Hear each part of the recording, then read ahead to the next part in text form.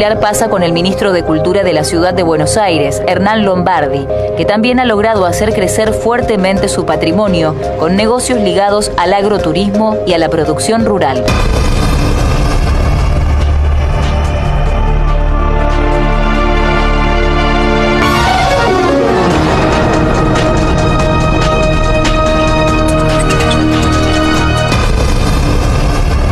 El pueblo argentino merece saber qué hacen juntos otra vez Paul Singer, Mauricio Macri, el HSBC y la YEL, implicados en un intento de golpe financiero contra la Argentina.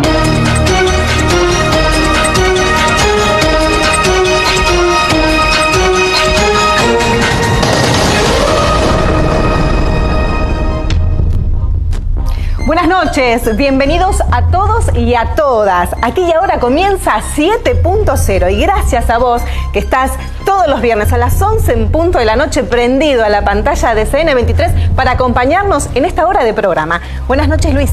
Buenas noches, Elizabeth. Buenas noches a todos y a todas. Y buenas noches muy particularmente a todos los pibes secundarios que hoy se juntaron en un plenario enorme, en Unidos y Organizados, para discutir esto que tanto amamos y se llama la Argentina. Escuchen, hace pocos minutos apareció un cable que repicó y está repicando en todas las agencias de noticias del mundo. El juez liberó el pago para los tenedores de bonos europeos. El juez Griesa emitió una orden a los bancos europeos para que realicen por única vez la cancelación de bonos emitidos por Argentina. Los fondos depositados en el Banco de Nueva York siguen congelados.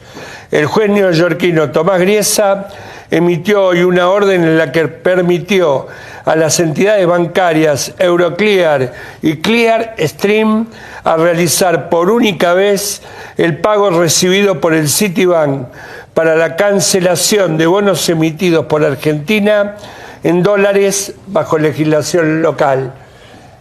Esta noticia dice ya claramente que Argentina pagó y buena parte de los bonistas reestructurados cobraron. Además, esta noticia dice que Griesa retrocedió, como diríamos en el barrio, en chancletas, sobre sus propias decisiones. Está claro que no hay embargos y está claro que todo esto se debe a la enorme dignidad y sentido de soberanía que han manejado esta negociación Cristina Fernández de Kirchner, nuestra presidenta, y el ministro de Economía, Axel Kicillof.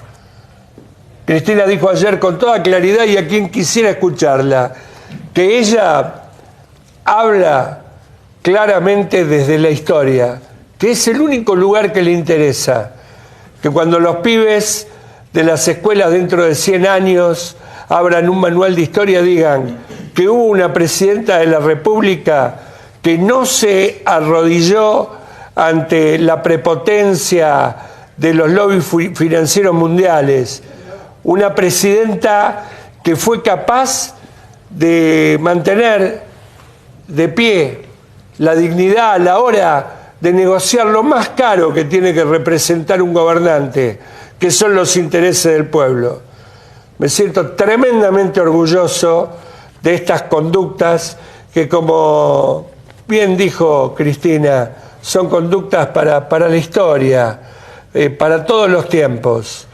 Nadie podrá decir que, bueno, tuvimos la conducta de Rivadavia, aquel primer endeudador de la Argentina, o la de Mitre, el segundo endeudador, o que tuvimos la conducta de los genocidas del proceso, que fueron capaces de matar a 30.000 para endeudar la Argentina hasta el paroxismo. Hoy son tiempos de dignidad, de soberanía, de autonomía, de que digamos bien fuerte que acá los libres del sur somos capaces de mantenernos erguidos ante el aprete y la prepotencia. Bueno, sí, la verdad que muy buena noticia y seguramente vos tenés ganas de opinar. Hacé el programa con nosotros y opina a través, por ejemplo, de mensajes de texto al celular de Luis, 115-409-7073 y obviamente las redes sociales, el Twitter, @Luis_Delía y el Facebook 7.0 Televisión. Ahora les damos las buenas noches a Leonardo Cofré. ¿Qué tal? Buenas noches, queridos amigos. Si nos preguntaran seguramente de sopetón en qué fecha ocurrió esto que vamos a presentar en un ratito nada más, se nos haría una especie de nublado en la mente, pero aquella mañana, precisamente del 5 de febrero de este año, nos sorprendimos todos con una noticia realmente horrible por la cantidad de muertos que nos había dejado y por la magnitud que había tenido. Nosotros lo recuerdo bien, pues estábamos en la radio, ya haciendo nuestro programa, haciendo el pase con Esquina Libertad, y nos sorprendió allí la noticia. Me estoy refiriendo al incendio de Iron Mountain. Y en principio uno recordará las muertes, los bomberos y la cantidad de gente que se vio afectada. Lo que no se dijo mucho fueron las implicancias de lo que tuvo aquello y quienes están allí entretejidas en este incendio pavoroso, pero que tiene algunas razones que esta noche, en un ratito más, iremos seguramente develando. Francisco. Bueno, gracias Leo, ¿qué tal? Buenas noches a todos. El fin de semana pasado terminó la rural y en el discurso de cierre el presidente de la Sociedad Rural Argentina, Luis Miguel Echeverre, habló de un panorama desolador para el campo argentino, entre otras cosas. Nosotros estuvimos la semana pasada recorriendo la exposición rural, conversando con los productores y nos encontramos que tienen un panorama muy diferente al que tiene Echeverre. Hoy te lo vamos a mostrar en un informe a la manera de 7.0, pero además, ¿cuáles son los políticos que tienen negocios con el campo y cómo les está yendo? Porque después salen a criticar y que el campo es un desastre, pero a ellos les está yendo muy, muy bien. Tenemos algunos nombres en un segundo informe que también vamos a presentar en el día de hoy. Seguimos, Eli, con ustedes. Bien, sí, hoy va a ser un programa en el que vamos a hablar mucho del campo, por eso vamos a hacer inmediatamente contacto con nuestro móvil. Néstor Picone se encuentra en este momento en la rural. Buenas noches, Néstor. ¿Qué tal? ¿Cómo le va, compañeras y compañeros? Acá estamos en Plaza Italia, en una noche primaveral, sí, como vos decís, y como decía recién, en la sociedad rural, afuera, porque vamos a hacer todo un apoyo a la investigación que ustedes realizaron. Vamos a estar con Sebastián Premisi, uno de los periodistas que es de Página 12, que es de Radio Nacional, que más ha investigado la situación de la sociedad rural. Una sociedad rural que, hablando en línea con lo que decía Luis, dijo que se venía al default esta semana. La noticia que nos acaba de dar Luis Delía es que en la Argentina no hay default. O sea, estábamos en lo cierto y ellos mintiendo. Por eso, el programa de hoy, nosotros desde este móvil vamos a dar la apoyatura de la interna que hay en la rural, de los modelos de construcción que se plantean en esta sociedad rural y bueno, y algunas investigaciones que tiene este compañero, este periodista, sobre la actuación del presidente de la sociedad rural, Luis Miguel Echeverre. Muy bien, Néstor, sí, vamos a hablar de eso y seguramente el tema como en los 90 se vendió, ¿no es cierto?, el predio de la rural. Y ahora pasamos, si no me olvido, con Francisco. No, muy bien, pasamos conmigo acá que estoy en otro sector porque tenemos como cada semana la tapa que no fue, grandes noticias que debieron haber sido tapa de todos los diarios y bueno, algunos no la pusieron. Hoy tenemos chiche nuevo y te la mostramos de esta forma, la tapa que no fue. Vamos a la primera noticia, espero no pifiar con ninguno, y la Argentina sigue. Muchos anunciaron que el 31 de julio iba a ser una explosión para la Argentina y que todo iba a ser un desastre. Bueno, no solo no pasó nada, sino que hubo buenas noticias. Aumento para los jubilados a partir del 1 de septiembre será superior al 17%. Además se canceló uno de los pagos con el Club de París, un proyecto de ley y una nueva justicia para los consumidores y la refinanciación de la deuda de las provincias que le trae aire a muchas provincias argentinas. Pasamos a la siguiente, iniciativa nacional. Primero, el trabajo. El Estado está impulsando un nuevo mecanismo para promover la estabilidad laboral en toda la Argentina. El objetivo es evitar despidos innecesarios y especulativos. Una más, Tecnópolis. Más de 1 millón de personas en la primera semana. En esta cuarta edición de Tecnópolis viene batiendo todos los récords. La muestra es espectacular. Tuvo más de 200.000 personas en un día de semana, 500.000 el fin de semana. Está reventando y está bárbara. Ya fuimos a recorrerla. Hoy tenemos un pequeño avance de lo que es Tecnópolis, que ya es un éxito. La última, informe de las Naciones Unidas. Mayor nivel de desarrollo humano. Un programa que estudia la evolución social en el mundo. Indica que Chile, Cuba y la Argentina se encuentran en el grupo de desarrollo humano más alto de América Latina. Buenas noticias que debieron estar en la tapa de todos los diarios están acá, en 7.0. Eli, seguimos. Sí, y ahora seguimos directamente con Leonardo. Bueno, el dinero parece por estos tiempos ser el vector de muchas de las cosas que suceden. No me refiero al dinero que puede manejar usted, que manejo yo, sino al dinero sucio, aquel dinero que va manchando casi todas las cosas que uno va comprobando con el paso del tiempo y va relacionando con hechos dantescos, como este incendio de Iron Mountain, en donde en principio la ciudad tiene gran participación o culpa, si usted quiere, por no ejercer los controles que debía ejercer. Pero más allá de eso hay algunos nombres que están allí dando vuelta, como les decía, que entretejen esta historia realmente nefasta y que hoy por hoy son noticia de todas las tapas de los diarios también.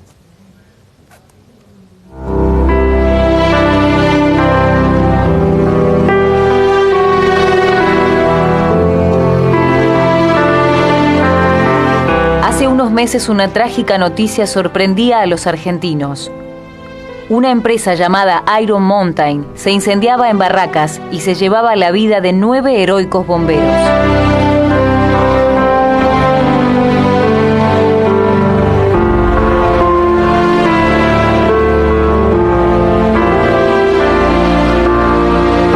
Iron Mountain es una de las empresas de almacenamiento y manejo de documentación más grandes del mundo.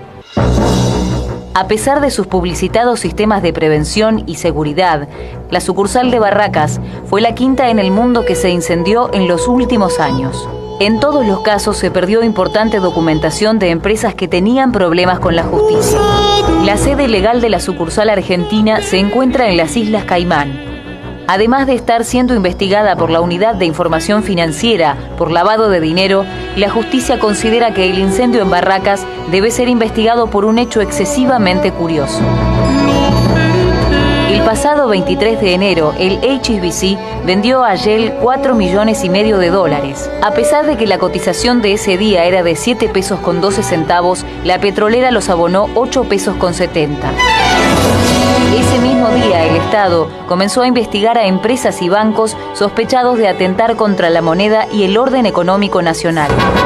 12 días después, el fuego se llevaba a la documentación del HSBC, de Shell, de Molinos Río de la Plata, de Volt y del gobierno de la ciudad de Buenos Aires.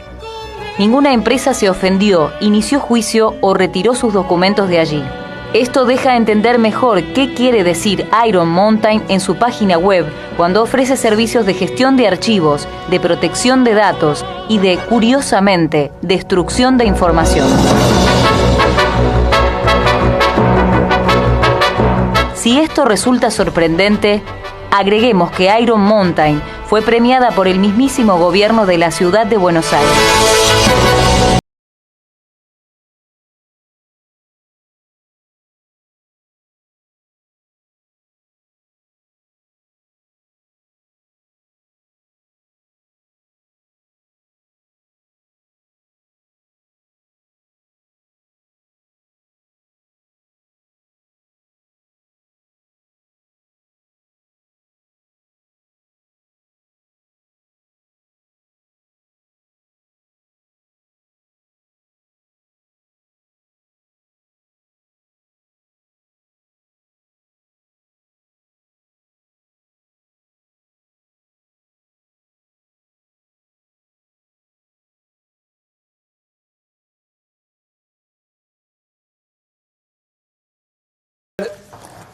El buitre extorsionador de la Argentina, el ejercitador permanente de la prepotencia financiera, es también dueño de Iron Mountain y a su vez financia ONG como la ONG de la diputada Laura Alonso y otras diputadas del PRO, y también financia una ONG que trabaja para aislar internacionalmente en materia comunicacional a Irán.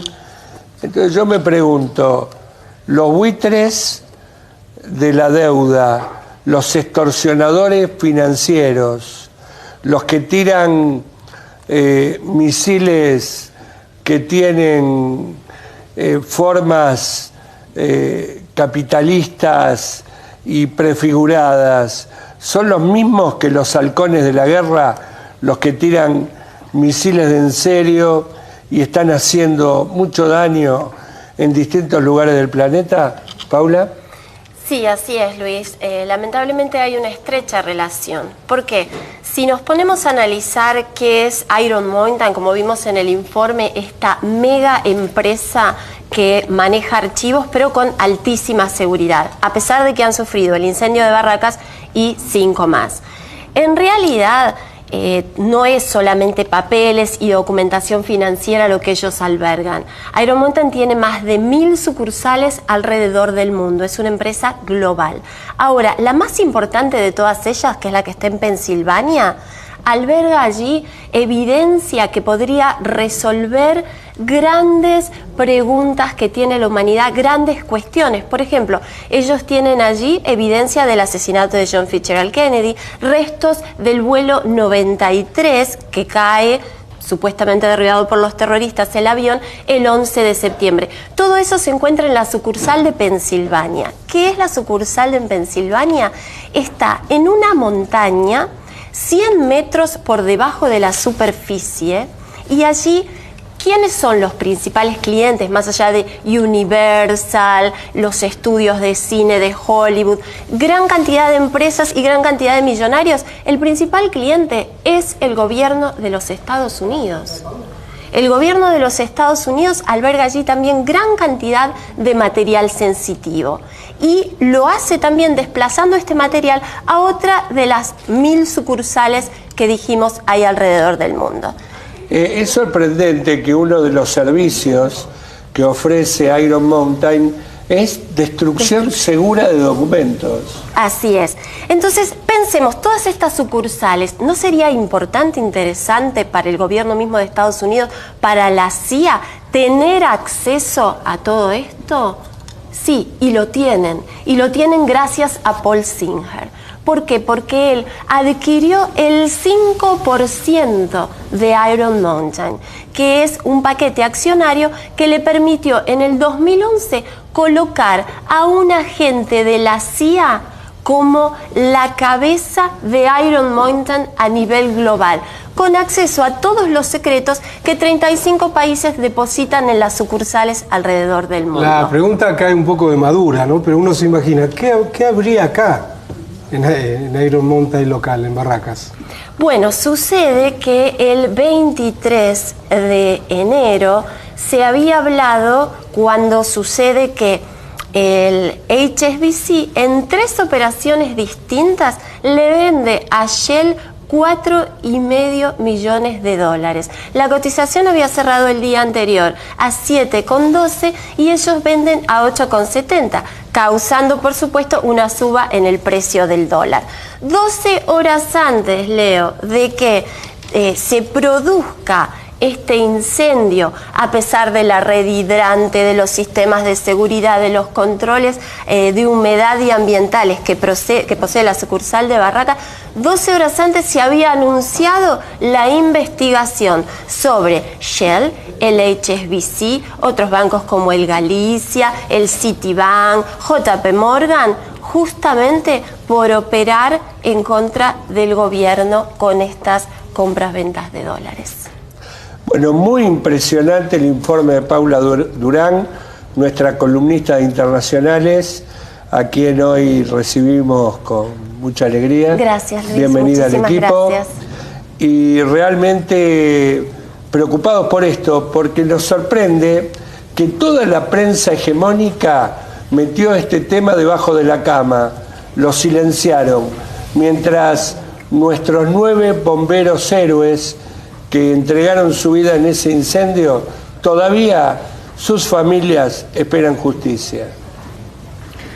Así es, Luis, una montaña de sospechas y una montaña de verdades ocultas en aquella montaña en Pensilvania, como nos contaba Paula Durán recién. Increíble, ¿no? Por eso ahora entendemos que muchos medios hegemónicos no tomaron más el tema. Tremendo, ¿eh? Bueno, vamos a seguir la causa de cerca, pero creo que estas novedades había un montón de gente que no las conocía, es un poco la idea del programa. Pero Eli, tenemos el móvil para seguir con otros temas. Así es, nos vamos al campo nuevamente, a la rural, exactamente, ahí está Néstor Picone. Buenas noches nuevamente, Néstor, ¿con quién estás?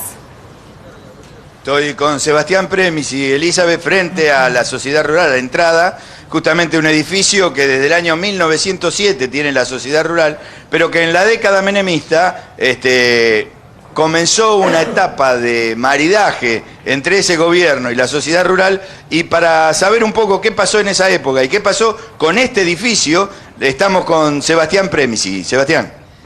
Néstor, ¿qué tal? Gracias por la invitación. Exactamente como vos decías, en la década del 90 el predio fue, pongámoslo entre comillas, vendido o entregado a la sociedad rural. La sociedad rural pagó pactó 30 millones de dólares por un predio que valía aproximadamente 5 veces más. 150 millones de dólares. De esos 30 millones de dólares pactados, los canceló solamente 10 millones de dólares. Y ahora el Estado le está reclamando 20 millones de dólares por este predio. No sé si se acuerdan el decreto de Cristina Fernández de Kirchner de 2012, derogando el decreto de venta del año 91. Bueno, a partir de ese decreto, el Estado le está exigiendo a la sociedad rural el pago de 20 millones de dólares, que obviamente la rural judicializó toda la situación y eso quedó por ahora en el limbo de la justicia. Pero la buena noticia en relación a este predio es que después de muchos años la Corte Suprema de Justicia revocó el sobreseimiento sobre Carlos Saúl Menem, lo volvió a... Domingo Cavallo también. Y Domingo Cavallo también, ratificó el procesamiento de ambos funcionarios y con ello la causa de alguna manera se movió. Por lo tanto están todos procesados, los funcionarios de la sociedad rural, más los funcionarios del menemismo, y el juicio podría continuar, o por lo menos el juez Sergio Torres podría llamar a juicio oral en algún momento. Los de la sociedad rural de esa época se agarraron para no pagar que el corralito y el cambio de dólar y el peso y el dólar lo habían hecho más, lo habían encarecido mucho, entonces no pagaron. Sí, en realidad no pagaron. Básicamente el argumento es la crisis del 2001, ahí, a partir de ahí cierran la cadena de pagos. Pero digamos, yo quisiera centrar en el precio vil pactado. Vos dijiste en la década del 90. Si nos fijamos en la historia, el predio se venía prorrogando año a año. Digamos, desde la época de Sarmiento, por ley, primero ley municipal, después ley de Congreso de la Nación, se venía prorrogando su uso año a año.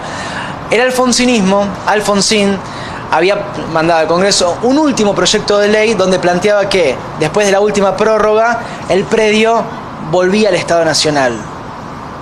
De ahí contextualicemos la diatriba de la sociedad rural hacia Alfonsín y pensemos que, ni bien llega el gobierno menemista, las primeras acciones, estamos hablando del año 91, es entregarles, regalarles el predio de la sociedad rural, que usaba la sociedad rural, perdón, a la sociedad rural.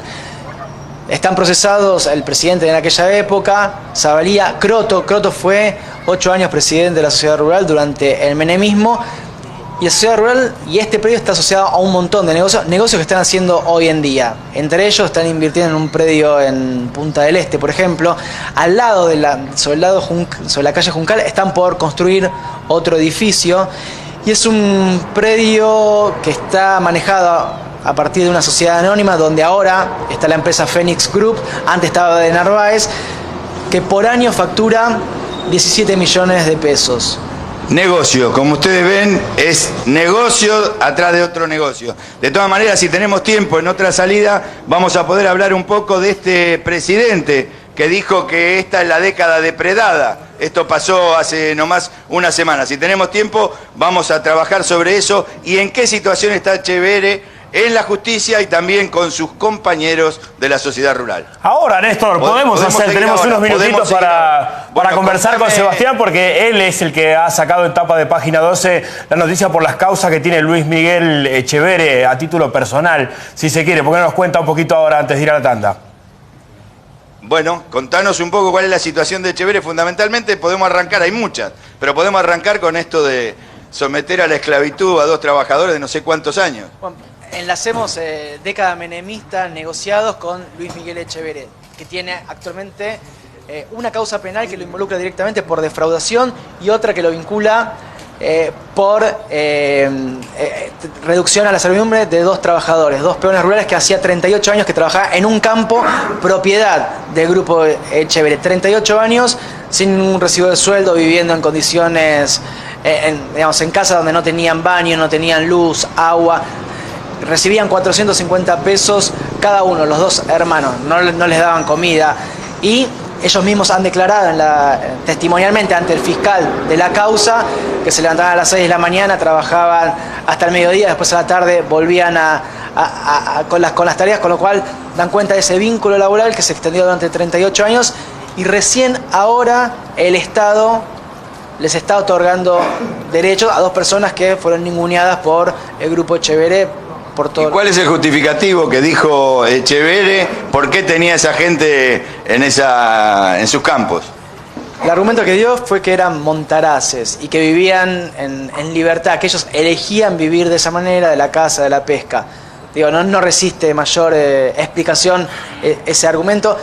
Digo, basta hablar con ellos. Yo tuve la oportunidad de viajar a La Ollita, que es el campo en Entre Ríos, en Rosario del Tala, a hablar con ellos y que ellos mismos te cuenten cuál es su realidad, que entraron a trabajar en 1976 junto a su padre, que hacían todo tipo de trabajos, que alambraron, que cosecharon, incluso uno contó que fue banderillero, digo, esa imagen de estar parado con una bandera marcándole el camino a los aviones para que fumiguen.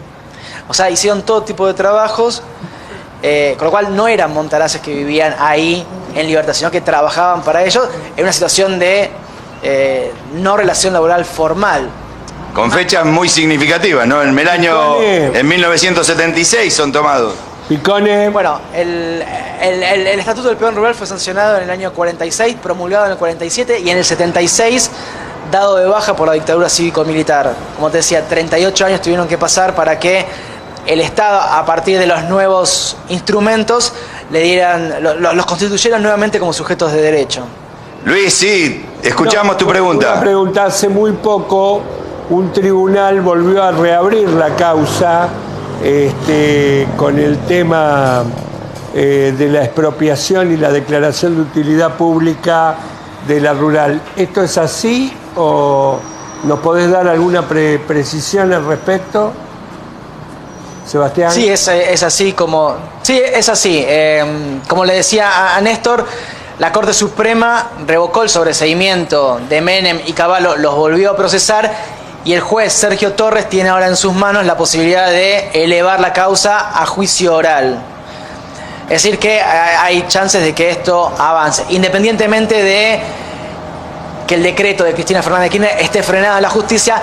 La causa penal que investiga la venta a precio vil está vigente y puede avanzar a juicio oral. Sergio Torres tiene el instrumento en la mano y tendría que actuar en consecuencia.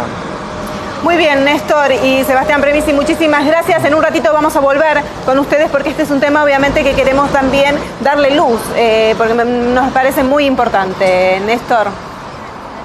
En un ratito muy bien, volvemos muchas gracias. Con ustedes en la rural.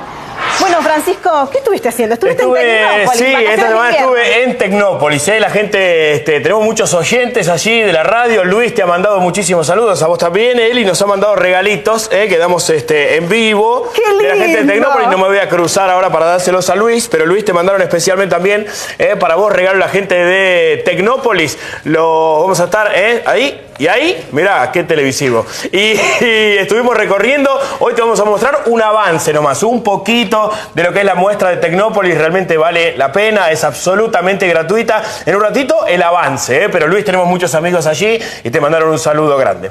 Buenísimo. Bueno, nosotros ahora vamos a hacer un pequeño corte, pero antes te vamos a dar un consejo. ¿Vos querés seguir cuidando tu bolsillo igual que yo? Bueno, por eso siguen los precios cuidados. Este programa busca generar previsibilidad, estabilidad y transparencia transparencia en el proceso de formación de precios. En esta etapa, el programa llega con nuevos productos a más barrios, a más comercios chicos, medianos y grandes, pero de todo el país. Más precios cuidados, más marcas líderes, más opciones de productos para vos. Consulta el listado de productos en la página www.precioscuidados.gov.ar. Informes y reclamos 0800 666 1518. Esto te lo aconseja Presidencia de la Nación. Y no te vayas porque nos vamos a ir a un corte, pero después vamos a tener más informe con respecto al campo y mucho más para darte a vos acá en 7.0. El viernes que viene te vamos a mostrar el otro Tecnópolis, ese que algunos no quieren que veas. Estamos disfrutando con un montón de chicos. Por hoy, solo un anticipo. Mirá.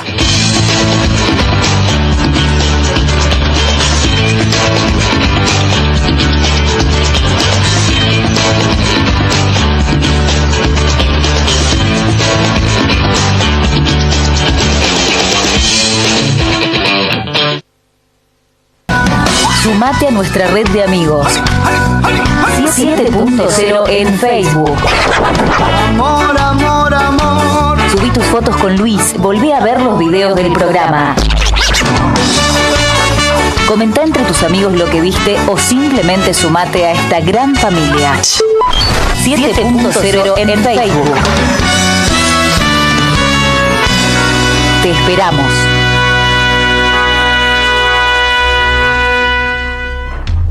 Y seguimos en vivo aquí en CN23, 35 minutos, 15 grados 6 décimas la temperatura actual en la ciudad de Buenos Aires. Y muchísimas gracias a vos que siempre nos mandás mensajes a través del Facebook 7.0 Televisión. Envías mensajes de texto también el celular de Luis 11 5 409 70 73 y envías también muchísimos mensajes a través del Twitter de Luis. Luis_Delía, como los que recibimos acá, por ejemplo.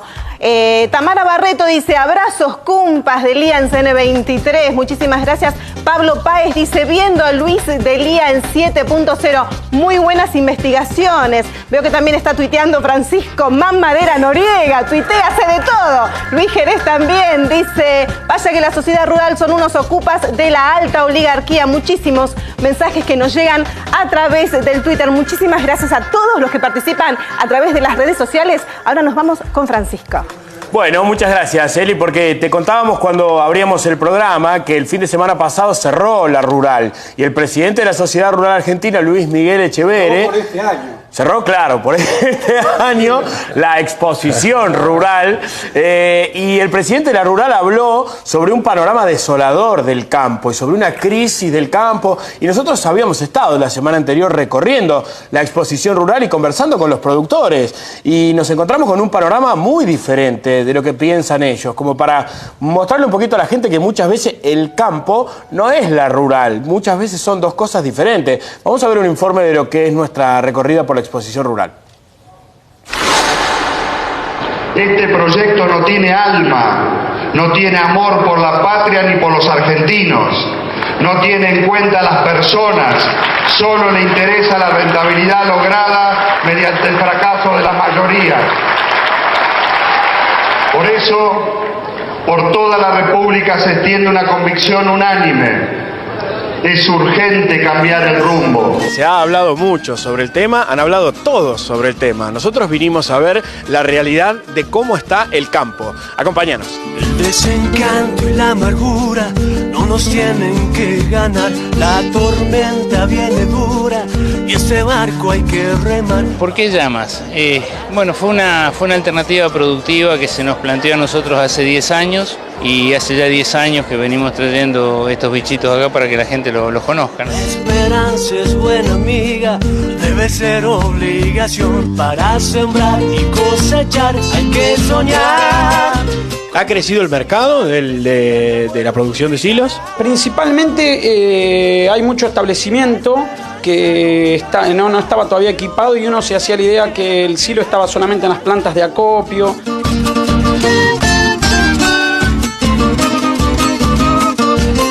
Lo que nosotros criamos son pulóveres. O sea, en realidad el concepto que nosotros tenemos de la cría de estos animales es la de que es un animal que es posible ponerle mucho valor agregado.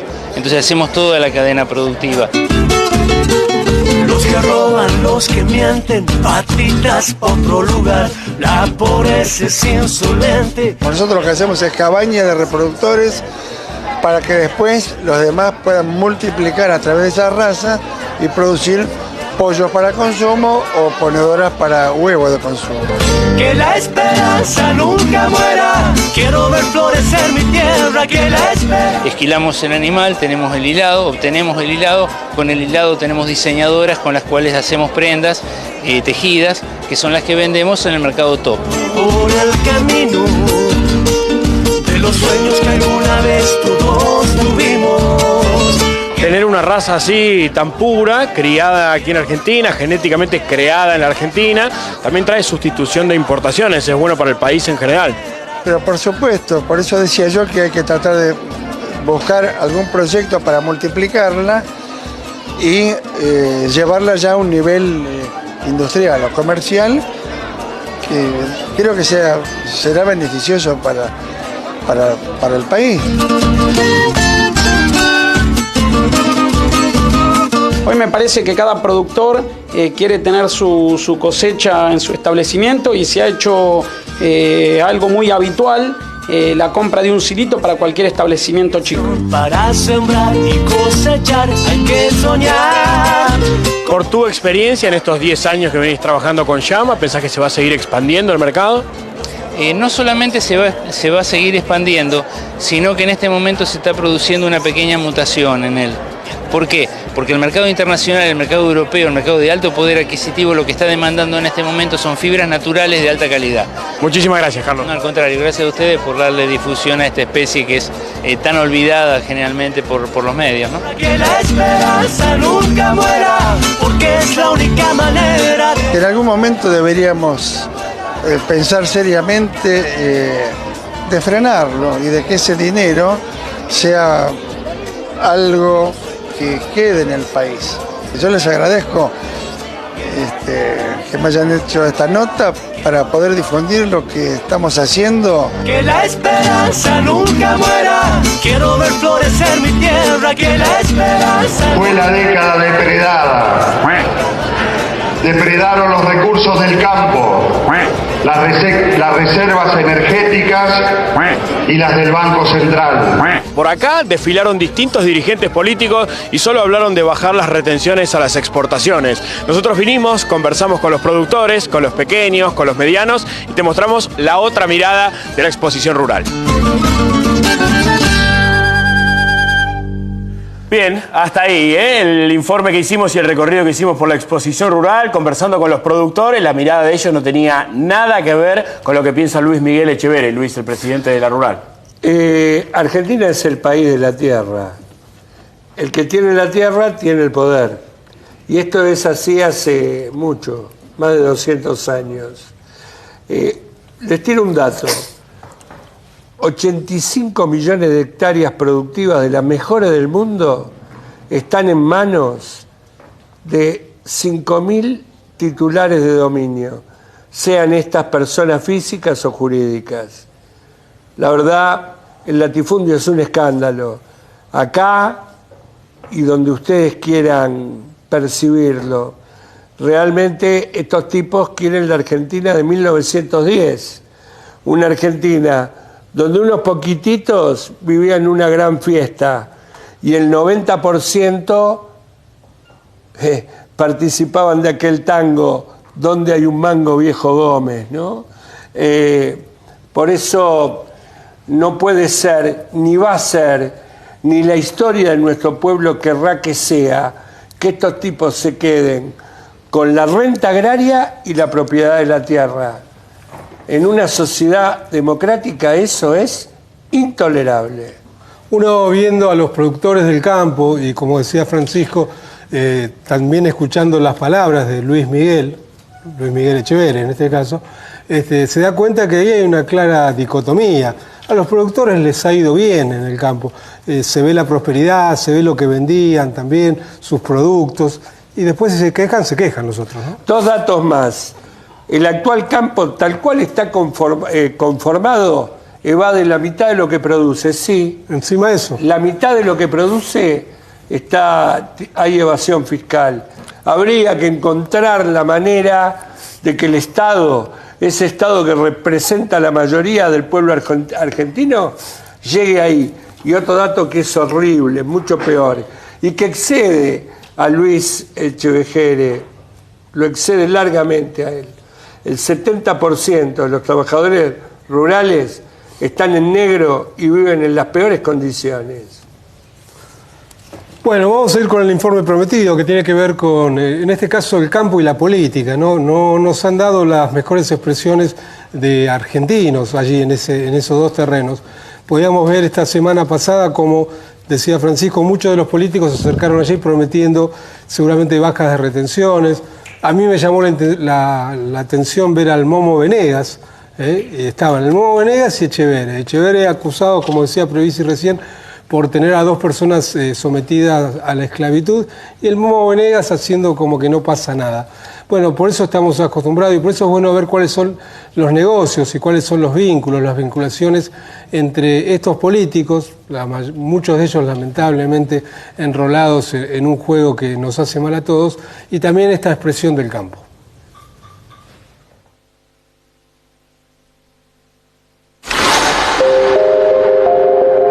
El campo según quien lo mire. La sociedad rural argentina fue siempre un obstáculo para el desarrollo y la independencia del país. Grandes terratenientes son los principales enemigos del crecimiento con inclusión y de cualquier proyecto de país que integre la industria con la actividad primaria a través del valor agregado en origen. Su rechazo al cambio no ha tenido como efecto tan solo una acción testimonial. Ha provocado muerte, golpes de Estado, desaparecidos, operaciones de desestabilización y miles de críticas a cualquier gobernante que quiera poner al campo como una pieza más dentro de un proyecto de país más justo y solidario. Detrás de este sector estuvieron siempre los grandes medios de información, que hoy, en el 2014, siguen siendo los grandes impulsores y protectores de esta mirada crítica. Hoy, los más importantes negocios con el campo los hacen Clarín y La Nación, con sus propios espacios específicos y a través de su muestra propia, Expo Agro, y con el fuerte respaldo a la Exposición Rural de Palermo, donde desfila año tras año la oposición política, que nunca parece escuchar lo que piensan sus supuestos productores representados. Veamos algunos datos reales y oficiales del campo en estos tiempos. El área sembrada llegó en la campaña pasada a 36 millones de hectáreas, casi 30% más que en 2003. La producción aumentó casi 50% hasta llegar a casi 110 millones de toneladas y las exportaciones del sector agropecuario y agroindustrial pasaron de 15.000 millones de dólares a 42.000 millones. La tasa de morosidad en el sector pasó del 40% en 2003 a menos del 2% en 2013. El valor de la tierra aumentó de $500 la hectárea en algunas regiones de la Pampa húmeda en el 2002 a más de $20.000. A estas cifras le podemos sumar algunos otros ejemplos concretos que están ligados de modo directo a los propios políticos opositores que dicen que todo está mal. Esta es una de las empresas de producción de cítricos más importantes de la Argentina, instalada en la provincia de Entre Ríos. Se llama Ayuí. Es un caso muy exitoso. Exporta casi la totalidad de su producción de naranjas y mandarinas frescas a mercados como Japón, China, Estados Unidos y Europa. Su propietario es el diputado nacional Francisco de Narváez. A Horacio Rodríguez Larreta, jefe de gabinete del gobierno de Mauricio Macri y principal candidato a sucederlo en el gobierno porteño, se lo vio muy activo en la sociedad rural durante la andanada discursiva opositora. Este funcionario opositor ha logrado incrementar su patrimonio personal en los últimos años en un 54%. Según informa el diario La Nación, fue gracias a sus inversiones en agronegocios. ¿Cómo ven la situación actual del campo? Con mucha preocupación, con mucha preocupación. Por algún motivo el gobierno no le ha dado impulso, en muchos casos ha frenado las posibilidades de desarrollo del campo. Algo similar pasa con el ministro de Cultura de la Ciudad de Buenos Aires, Hernán Lombardi, que también ha logrado hacer crecer fuertemente su patrimonio con negocios ligados al agroturismo y a la producción rural. También deberíamos mencionar los campos que tiene hoy Hugo Moyano en Carlos Casares, en la provincia de Buenos Aires, o el gran emprendimiento sojero que tiene el precandidato a gobernador santafesino, el actor cómico Miguel del Cel. También podemos observar el caso de acumulación que ha vivido la familia Grobocopatel, de una postura muy crítica hacia el plan agropecuario actual, postura más que extraña, ya que él mismo le ha permitido adquirir más de 500.000 hectáreas en los últimos años, varias plantas de procesos de valor agregado y un gran sistema de acopio de granos para exportación. A todo esto agreguemos las cientos de denuncias por lavado de dinero, triangulación de ventas de grano, falta de declaraciones juradas, evasión de registro de personas trabajando en los campos y cientos de millones de dólares evadidos al fisco. Nos preguntamos, ¿estamos ante un nuevo intento de desestabilización de un gobierno popular? ¿La oposición acompaña los reclamos de un sector del agro en recompensa por el dinero en negro que el campo suele poner en sus campañas? ¿Cuándo piensan reconocer que el campo es uno de los sectores que mejores negocios ha hecho con el actual modelo? Mientras tanto, algunos siguen en plena acción desestabilizadora, intentando tapar los grandes y a veces turbios negocios que hacen otros. Argentina tiene unos 310 millones de hectáreas, de las cuales 170 millones son hectáreas productivas. Todo esto está en poquísimas manos. A esta Argentina fundada a golpes y machetazos, donde hasta hace muy poco no teníamos catastros como corresponden en la mayoría de las provincias argentinas, o registros de la propiedad muy lejos de estar en el nivel que sería de desear. A esta Argentina hay que pensarla de nuevo. Y una pequeña idea más. Qué triste, qué doloroso, cómo me jode escuchar en boca de un dirigente gremial como Venegas la palabra Montaraz. Parece que Montaraz es el nuevo nombre de la esclavitud. Y la preocupación de Larreta, ¿no? Se lo veía muy compungido, muy preocupado al entrar ahí a la rural. Sí, sin embargo le ha ido muy bien a Larreta con sus negocios con el campo. Bueno. Muy bien, y bueno, hablando del campo, me gustaría ahora dar paso al móvil. Allí está Néstor Picone en la rural con Sebastián Premisi. Me gustaría, no sé si llegaron a escuchar el informe y saber la opinión que tienen con respecto a esto. Sí, escuchamos los dos informes y íbamos haciendo comentarios. Sebastián iba montando ideas sobre eso. Dos temas. Uno, que apunta a él sobre el Momo Venegas. No, básicamente la connivencia entre las patronales y el gremio de los trabajadores de los planes rurales en ese registro que se llamaba el RENATRE, creado por Duhalde en el 2002, y que el Momo tercerizaba la fiscalización a través de una empresa llamada Agregar Sociedad Anónima, vinculada al propio dualdismo. Es decir, que en esa connivencia obviamente era imposible la protección de los propios peones rurales. Y también, ¿qué pasa con Echeverre allá en Entre Ríos? Donde él fue dueño de un diario, donde pasó este tema de los Montaraces, pero también todo esto que veíamos en el segundo informe de defraudación, ¿no? Bueno, esto que estábamos escuchando en el informe de la evasión fiscal en el campo y de los dueños de la tierra. El Grupo Echeverre tiene una empresa que se llama Las Margaritas Sociedad Anónima, 5.000 hectáreas tienen, 3.500 cabezas de ganado. En 2010, esas 5.000 hectáreas dio declaradas unas ganancias de 103.000 pesos.